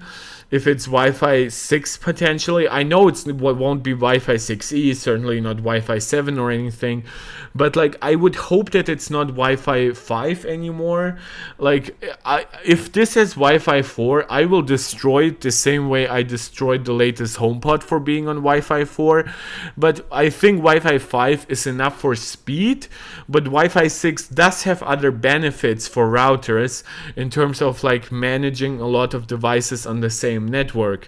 So even if Wi-Fi 6 wouldn't provide like a noticeable speed improvement, because again I assume this device would probably like have peak downloads of like 50 megabits or something, not much more, because it doesn't need more, so why build like a more expensive antenna into it? But so it will have 2.4 and 5 gigahertz. But my question here will be, will it have like a somewhat recent Wi-Fi spec? I cannot... a 2.4 slower but has better 5 gigahertz faster but short range, am I right? 6 gigahertz is like super low range, right? So 2.4, from what I understand, is technically like oh my god, now you have now confused me. 2.4 gigahertz connection travels farther at lower speeds, while 5 gigahertz frequency provide faster speeds at shorter range. Right. Okay. Now that you've set it to range, that makes more sense. Okay. So 2.4 is slower but can expand very far. 5 gigahertz doesn't expand as far but gives you much more bandwidth through it. And 6 gigahertz, of course, is the logical continuation of it, where it travels even less so than 5 gigahertz, but it gives you even higher peak throughput speeds. So yeah, so now we've cleared it up. I see you're giving me a heart for the explanation. I'm very happy you liked it. I knew it while I was saying it, but then I read your message and I confused myself because I really didn't want to say anything wrong. And yeah, the reason why I was focusing on 5 gigahertz here is because 5 gigahertz is faster. So there could be still devices that are only 2.4 gigahertz, but those usually are like headsets and stuff like that. They don't need all the peak throughput of 5 gigahertz. So I was for some reason afraid that this might only be 2.4 gigahertz, but I'm happy it's not. Button setups. Your finger will naturally find most of the DualSense controller buttons in the places you would expect. Face buttons, shoulder buttons, triggers, options, creator button, etc. A couple of notable changes include the PS button found on the left side. Yep, this will be the PS button here. And the mute microphone on the right. So those buttons would be on the DualSense controller in the center. So this obviously is a very nice change, a needed one, given the setup of this product. Checking very quickly if my stream still works fine. Yes, it does. Great. PlayStation Portal boasts extra functions, so more additional buttons are in the mix. Volume buttons are located at the top, that's what we've seen in the video, and the power button on the left. The PlayStation Link button used to connect the device to a Pulse Elite or Pulse Explorer is on the left, so that's kind of like a connectivity button on like a Bluetooth device. That also makes sense. 3.5 millimeter audio output and input, so that also makes it more versatile when it comes to audio. It might not have Bluetooth, but it does have wired connectivity. It has like PlayStation Link, and it obviously has its own speakers.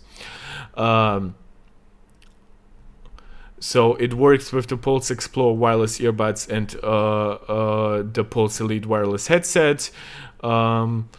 Before diving into the robust features that make each unique, let's dig into their shared function. So they do have, by this person's account, impressive audio quality. Both devices, okay, they do have planar magnetic drivers, which again is nice. Planar magnetic drivers are not a guarantee for higher quality, but just in general they are better than traditional tech, which you always forget. It's like something membrane stuff, like always forget the name. I learned a lot of those words in German, so in English they like screw up with me a little bit.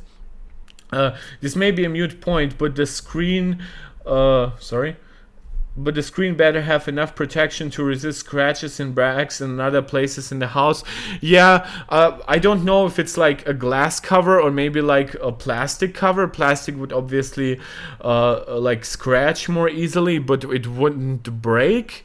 But glass would look and feel better, but glass and wouldn't scratch as much, depending on what generation of, like, I assume it would be some kind of Gorilla Glass, but definitely not like the latest and most expensive stuff.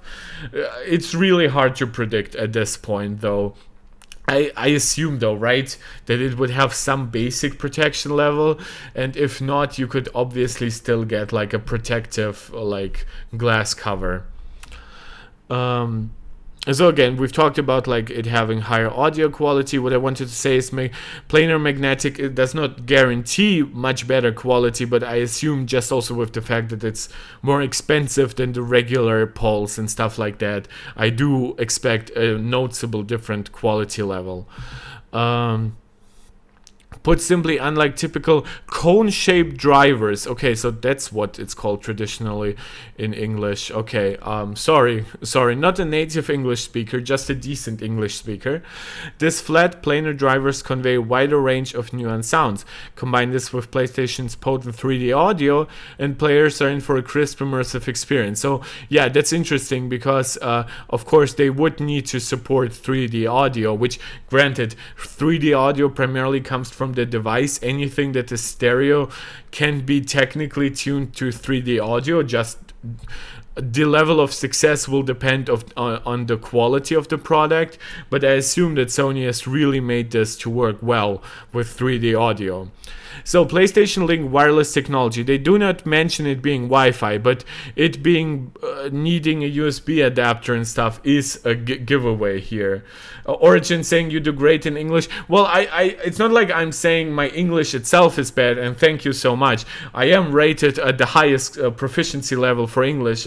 I've mentioned that in like one stream a while ago, that I have like the Cambridge C2 certificate, which is like the highest level of English proficiency. The only thing that I am lacking in English is the things we all lack sometimes, which is expertise in certain areas and what words are needed in that area. And to me, some areas I don't know about, like for example, like in terms of flowers, right? You could show me a random flower and I'm terrible at recognizing flowers and like tree leaves and stuff like that in all languages. This could look like a deficit in English, but it's not. It's a deficit in all languages. And some deficits I would have because I learned some stuff in German and just never bothered to relearn those words specifically in English. A lot of that would apply to to like my medical education, I will have to relearn a lot, like at least the concrete phrasing of certain stuff once I try to like study a little bit abroad, or like even move abroad.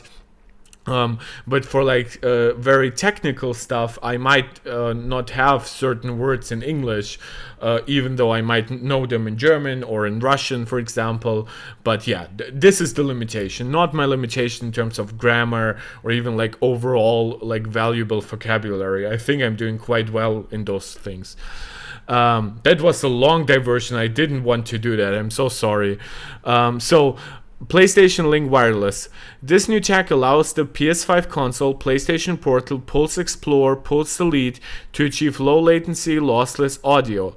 This vision is to enable players to bounce between devices at home, freely swapping between PS5, PS Portal to play games and bringing their audio devices along for the jump. Both So sorry for the dog sounds. Both the Pulse Explorer wireless earbuds and Pulse Elite headset come with a PlayStation Link USB adapter. It plugs into a PS5 or PC or Mac, as we've seen, for low latency, lossless audio. Bluetooth compatibility. Both the Pulse Explorer and Pulse Elite support Bluetooth audio, allowing users to enjoy a rich audio experience with a wide range of devices.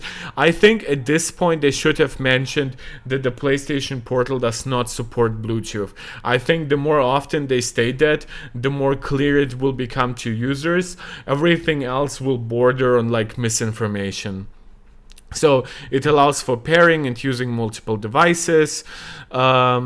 So you can, as we've said, I will not fully repeat it, is you can use like it through PlayStation Link with the PS5 console or PC or Mac with the Link USB adapter, but then you can also still have like regular Bluetooth connected to the phone. So if the phone rings, you can take up a call. Again, the usability of this stuff has always been a little dubious to me. I would rather just not impact the battery life and then pick up my phone. But I know a lot of people really swear on multi-device connectivity, so it's fine. What AirPods do is they switch dynamically. Which I understand this is what's also happening here, but for example, I do have that feature turned off on AirPods. And not even because the feature ever worked poorly for me. I know for a lot of people it works somewhat poorly, but I just like to manage my own stuff. Like the reason why, for example, you have seen me struggle with like, for example, my iPad took over my Bluetooth at some point during one of my streams. That's because all of my devices, I haven't yet reset up all features after installing the latest betas. So usually I turn it off. Now I remember that I should do that again. They all have AI enhanced microphone noise reduction. So that will happen with like party chats and stuff like that. Yeah, how good it is will still depend on like the actual product, right? Like saying it's AI enhanced, everything is a little AI enhanced these days. I will wait for this, like how it works with like with the actual product. And again, AI enhanced microvoice noise reduction is not the same as noise cancellation, right? Ever been that person toggling the mute button in a party chat as you munch on your favorite snack, or worse, been on the receiving end of a friend chewing their food? Thankfully, they come with equipped AI enhanced microphone noise reduction, so munching, noise traffic, vacuum cleaners and the like will be like lowered in sound, so it will focus more on your voice. So the Pulse Explorer comes with the charging case, black and white, a similar futuristic aesthetic to the PS5. I do think they look nice. I don't know how big it actually is, like renders and stuff like that. It's like it's without context yet. I do assume that like the Pulse Elite are just nicely like basically like a little larger than the regular Pulse, and given this image, they do look decently small. Not super small, but decently small. If they are to scale here, but there's also like the question is how close is each product here, because I am comparing them to the headset, but they could also be like just further away in the render, because otherwise they would also look too large in comparison to the headset, to the PlayStation Portal. This is why I don't like device launches that don't give us tech specs.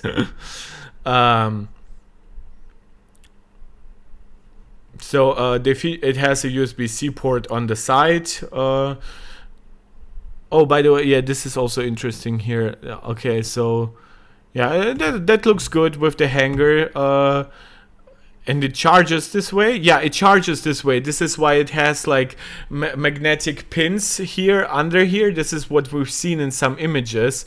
This looks very, very convenient, though the question is where exactly would you want to put it? Maybe like directly behind the PS5 or something. So that's a good solution. That's very, very good from Sony that they have thought of something like that. Obviously, the earbuds themselves, they charge with the charging case with USB-C on the side. The magnetic sliding action of the cover has a satisfying click. You couldn't stop playing with it. Yeah, we humans are monkeys. The earbuds are magnetically attracted to small contacts within the case. Yeah, it all makes sense. It's very, very standard at this point. Equipping the wireless earbuds, they come with 4 ear tip sizes. They're inserted into each ear with a slight twist motion, so very, very similar to most earbuds these days. Resting with the PlayStation logo upright, so this would then be at the tip of your ear or something. The Pulse Explore wireless earbuds feel secure and light, allowing you to stay focused. And they do have volume and link buttons. Is that one of those things? Players can adjust the volume with up and down buttons in each earbud. Yes, okay, so it does have actual buttons, which is interesting. So that was probably the link button, and they're on each bud, so there are actually quite a lot of buttons there, which can be used to reconnect and switch to paired devices. Finding the buttons by feel and adjusting the volume is an intuitive and quick experience. Does it have a play pause button? Because that would be really, really cool. Right, volume up down buttons, and then I assume maybe with the link button, that this is pure speculation, but the link button would then be really cool for pause play, by like just a simple click, and then like long pressing it would turn on and off link. So that would be very interesting. And the Elite Wireless headset hands-on has a premium over-ear form factor. Okay, I think it still would depend on the ear size, if they are more on-ear than over-ear. Comfortable fit with a flexible band. The ear pads cups the ears with a perfect balance between luxurious softness and secure firmness. That's marketing speak that I think they won't feel that great. The headset has a lightweight feel, which if they're very much in line with the regular PS5, with the regular Pulse, I assume they would feel pretty light and comfortable. The regular Pulse definitely do. And any awareness of them being atop the head melts away after diving into gameplay. Clever microphone storage. The Pulse Elite Wireless headset has a microphone built into it, which can be extended with a simple pull of the mic's tip. Okay, so it doesn't always protrude. This allows for more precise mic placement with a simple motion. Muting the mic is as simple as pressing its button. That really is great. I like that they Sony is very, very committed to like some classical experiences that I like. It's kind of like the discussion with newer cars putting all controls onto the screen, and that sometimes has been also the case with Apple. This is the reason why originally I didn't buy the first generation of AirPods, but bought like the Powerbeats connectors that had like all their buttons on them, and that they were even connected through a single wire on the back. And then I bought AirPods Pro once they got a lot more controls, like here volume up and down through swiping, pausing and playing through a simple press, long pressing to either change between between transparency mode and noise cancellation, or to activate the voice assistant. I try not to activate her when I'm on my stream, and since the hey is not necessary anymore, I'm actually careful here. But yeah, this is when I was set perfect. That's what I wanted, and I very like that Sony is still like putting maybe not as much innovation into like button controls and stuff like that. But even though they do have like those headphones that you control by hitting your own cheek. So they do try some crazy stuff, but it usually is not as well thought out. So it has buttons. That's great, because buttons are still better in my experience than most swiping or tapping on the whole surface stuff that you get with something like basically most other stuff over the last couple of years. I would say a lot of brands are trying to go back to buttons nowadays, because this is what a lot of consumers want, and they don't add too much cost, and they work much more reliable than like big tapping targets, especially like in the cold. And this is why I compare it to like cars, where you have a lot of controls nowadays on one main touchscreen, but you still operate on a wheel primarily. So whenever like they take away buttons from the wheel, or even like whole connectivity, like I understand at least replacing it with like tap touch targets, but like some wheels have barely any functionality anymore. It's a tale as old as time. Sometimes modernity, sometimes going for the latest and greatest will come with some disadvantages, and I'm glad that Sony's like preserving some stuff. They could have easily said, oh, those are gaming headsets, you have a mute button on your controller. But no, if you pull out the mic, you know if it's on and off. You can turn it off just for a brief moment without like even like changing your mind on the DualSense.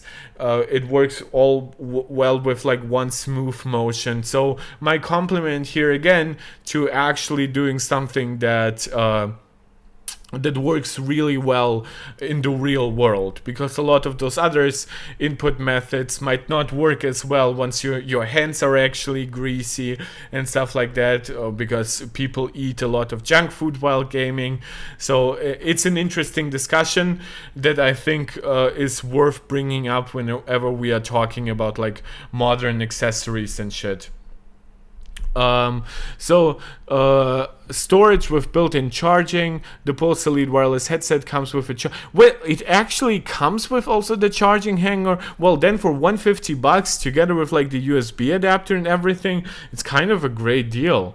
So the charging hanger, you hang your headset in a convenient location of your choosing.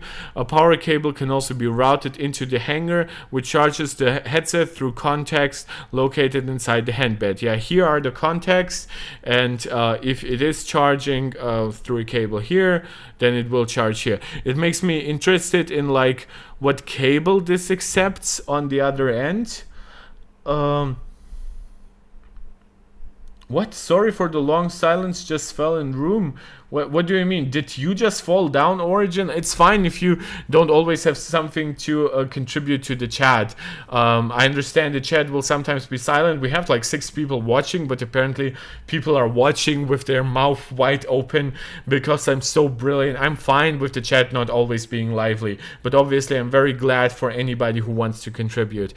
But like, this does not look like USB-C goes in. This looks like one of those like thicker, like more industrial like charging ports. So it would be interesting, like it then goes probably directly into the socket. So I'm not quite sure about that. A power cable can be routed into the hanger. So does it not come with the power cable out of the box? this is always the problem with pre-announcing stuff, because now I would be able to go to like a what's in the box part on the website, but because this is basically a pre-announcement of an actual announcement, this is the problem here. But the main takeaways. I walked into my hands-on time unsure what to expect from this new selection of liberating PlayStation products, and stepped away excited to fit the devices into my daily gaming experience. The Pulse Elite wireless headset and Pulse Explorer deliver new levels of immersive 3D audio, user-friendly functions that make them worthy additions for PlayStation fans. My mind continues to race with possible new applications for the PlayStation Portal remote player. Okay, I mean, remote play is its new application. Around the home, enabling me to play my favorite PS5 games off the couch. Okay, I mean, yeah, sure. Stay tuned for more info on pre-order details and availability for the PlayStation Portal remote player and the Pulse Elite wireless headset and the Pulse Explorer wireless earbuds. Man, I get so annoyed with reading all of that, because that's just like naming the products. But obviously, I know why they have to explain them. It's a PlayStation Portal remote player. Those are the Pulse Elite wireless headset and the Pulse Explorer wireless earbuds. Do you know why it gets long in the tooth to like say that again and again? Thean Chai, hey, your hands are tied. Really? Are you doing some sex play while you're watching my streams, my dude? I mean, kudos. I'm happy for every viewer being happy, but like, why are your hands tied? You can chat. I know you can. Origin unknown. It comes with a charger and a hanger for charging. Now, Apple and Samsung, don't take notes. I know people will want to bring it up. I'm fine with not getting chargers in the box. I'm fine with not even getting cables in the box for the iPhone. The difference is because I already have 1 billion cables and chargers for those devices. If this is a non-standard cable, then I need that cable, because I will not be buying that cable extra just for this one device. As for a charger, I kind of assume it doesn't have a charger and just plugs in directly into the socket. Maybe it has like USB-C on the other end. That kind of would be better for like international logistics, because that would allow it for them to just make one cable and not have to have like the appropriate like socket port on the other end.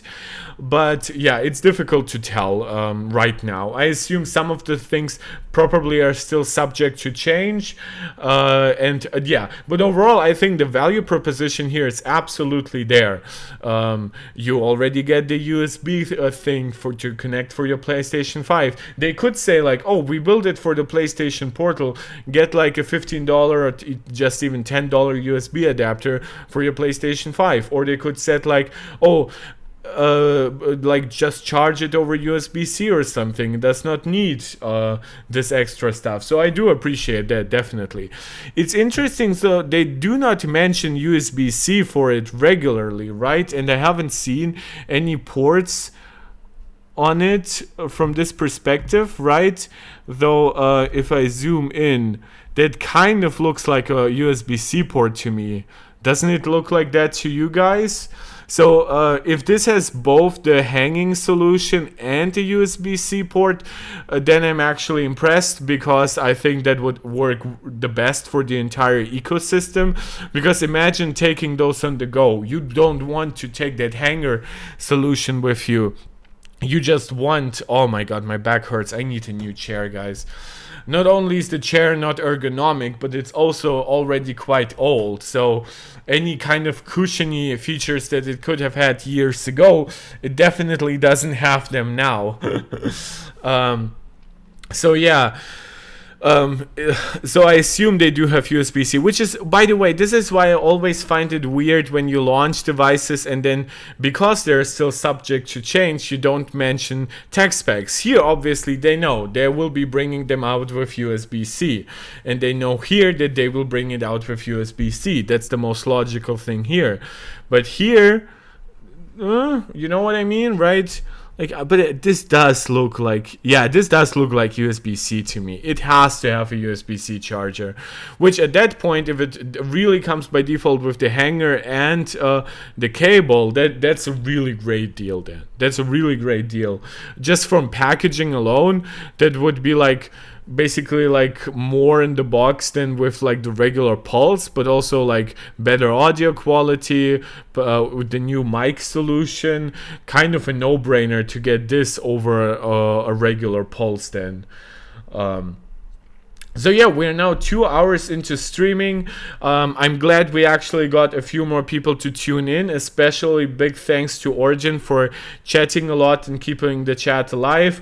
Thean Chai, I'm very glad that you joined, but I assume your hands are once again tied, so good luck getting out of that. It's been an interesting topic for me to cover. As I've said repeatedly, this channel focuses first and foremost on Apple, but I do like a lot of Sony and especially PlayStation technology. So I'm very glad that you people are still tuning in to watch me covering this stuff. During this week, I expect that Linus will like go back to like somewhat regularly scheduled programming, and I assume that on Friday, which would be like Saturday morning at 2 or 3 a.m. for me, there will be the WAN show, and I will try to react to that, so expect some more drama stuff from me as well. It's not just going to be all like calm and collected like it is right now. Oh, you mean your hands are tied typing at work? Okay, yeah, that's really understandable, but hey, you probably would be happier getting late than working, so my comment was not that bad. So yeah, good luck with your work then. So very glad that people are letting then the stream. I've already heard from people that you like watch the streams while working out. Some of you obviously have to get work done. So I really appreciate anybody who can join either live or then watch the video even like as VODs. So I think I've given basically all my opinions. We just already covered like the Pulse Explorer and the Elite in more detail. So I think for the end, I would just like to summarize my thoughts on the PlayStation Portal. I think the PlayStation Portal will be, by all accounts, a very niche device. I assume its lifetime sales will be lower than PlayStation VR 2, because at the very least PlayStation VR 2 does something that cannot be replicated, and this definitely does something that can be replicated. Origin and TNG, oh my god, I will give you guys a heart. I hope this works. Sometimes it doesn't, but like you're saying you came for the drama but stayed for good content. Origin, that's what you said, and TNG, you agreed. Yeah, this is exactly why I want to keep doing some drama, because drama is what allows me to reach more people. I've seen that even over the last couple of days, where I actually ended up losing a couple of subscribers because some people clearly don't share your opinion and expected me to become like a YouTube drama channel, which to a degree I'm not opposed to covering drama, but this is also primarily still a tech channel. So if I wanted to cover drama, I would need to find drama, something that relates to tech. Like, believe me, I am thinking of maybe opening up like a political channel. Don't crucify me for that, but I really like covering politics, and I think you people, that sounds so accusatory, but that's really lovingly, you supporters have already felt me mentioning politics basically on side tangents or sometimes in comparisons and stuff like that. But overall, I fully understand that I cannot just put like politics content on this channel. So, but let's see how it all pans out. I don't even have that much time, so, and this is stuff that I still enjoy even more so. So the PlayStation Portal, a niche device in my opinion, probably doomed to sell less than PSVR. And again, PSVR does not sell that poorly. PlayStation VR original sold like a little above 5 million. PSVR 2 is on a good track to match and exceed those sales. especially if we then keep getting more killer games. Like even like stuff like Firewall Ultra currently seems to be exciting a lot of PlayStation players to be getting a PlayStation headset. And throughout it all, I would also say that the biggest thing that can happen for PSVR 2, except for killer games, will likely be a larger install base of the regular PS5, a PS5 Pro that will give it far more performance, and third, and probably the most important thing out of all that, would be a price drop for PSVR 2 in general. So PSVR 2 being at $550 plus a $50 game, right? Most people would get at least one game, so it's a $600 purchase for a lot of people. I would say that once it's $500 with a game, so it's $100 cheaper, this is when I think a lot of people will start getting it.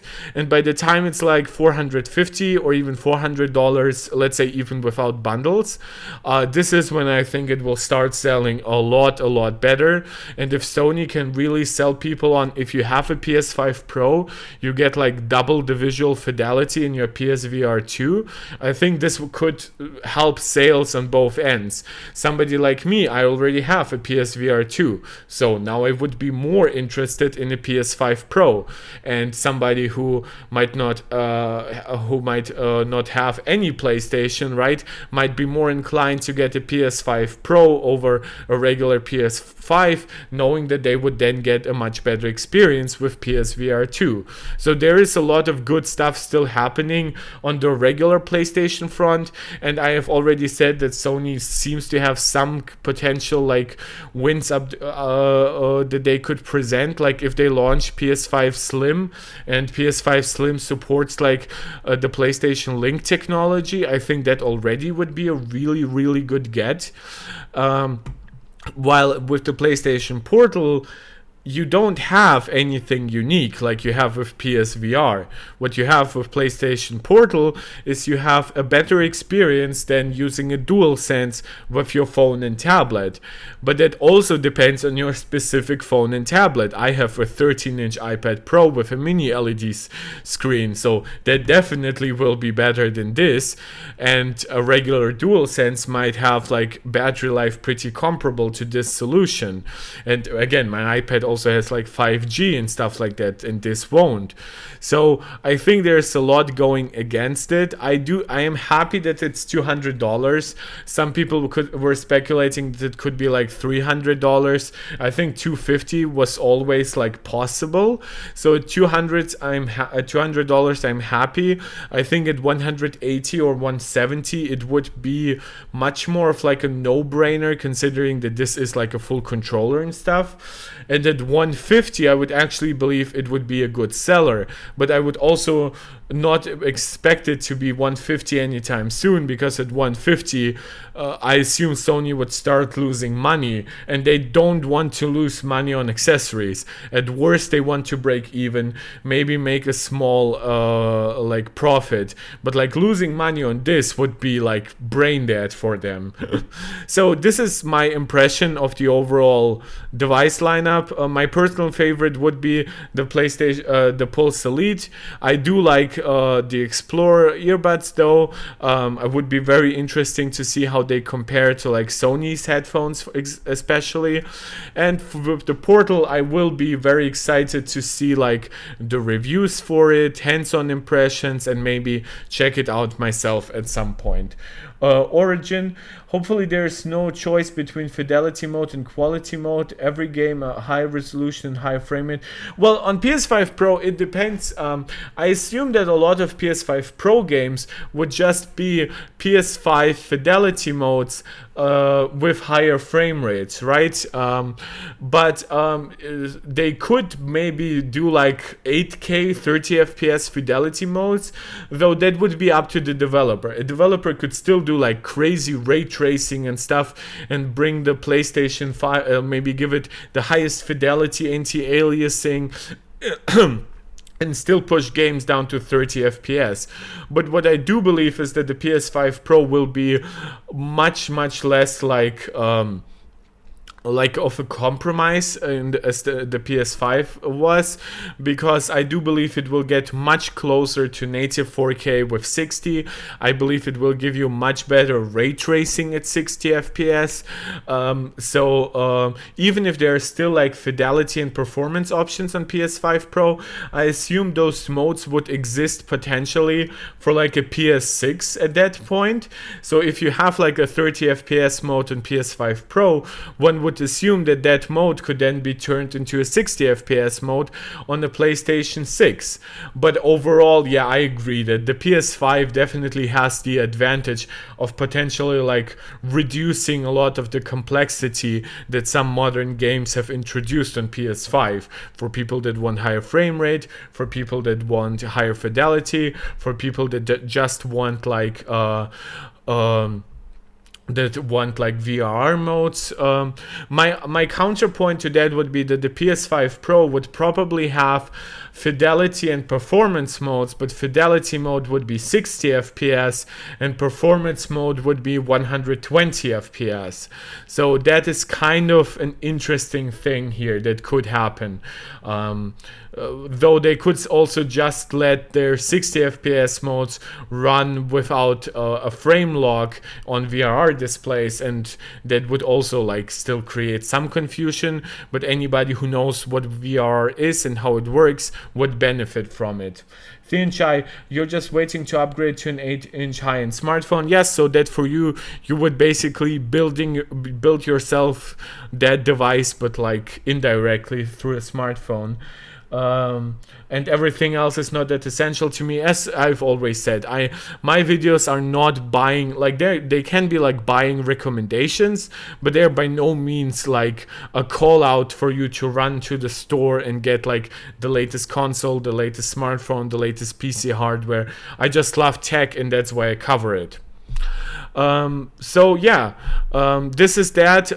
I could add that I encourage some people to check out some newer PS5 rumors that point to it having a really powerful GPU with like a Sony custom designed like ray tracing element, but that it could have a somewhat disappointing GPU that it's still based on Zen 2, that just like the original PS5 and the Xbox, but that it clocks higher, like instead of 3.5 gigahertz it would clock a little over 4 gigahertz. I will not be making a special video on this. I really wanted to mention this. If you want to check it out, go to Red Gaming Tech on YouTube.